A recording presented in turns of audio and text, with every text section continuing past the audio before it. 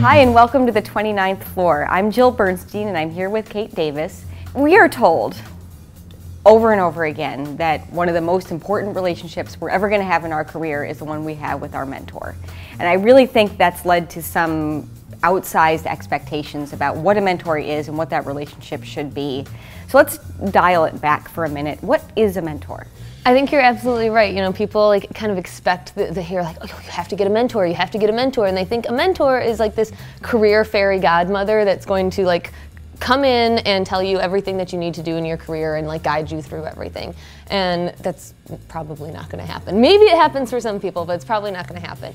I think a lot of people make a mistake too of thinking that their boss is their mentor. Exactly, yeah. I think that it feels kind of natural. Your boss is, helping you grow in your position, but your boss by definition can't be your mentor because your boss is your boss. Just like with your friendships or with any relationships, you can't get everything from one person. It's unhealthy to expect everything from one person.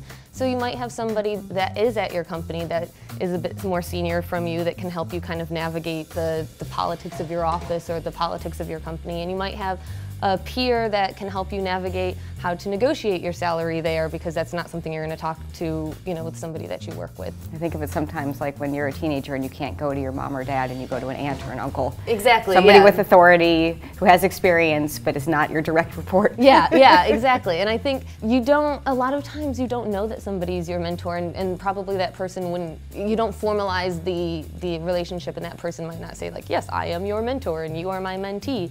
It's a more natural, just kind of happens sort of relationship. When I think about my career and I look back at the mentors I've had, I think that most of those people would be shocked to hear that they were my mentors. And at the time, I don't think I would have even recognized them as a mentor either. It's kind of only in retrospect sometimes that you realize what you have learned that stayed with you and who it was who gave you those lessons.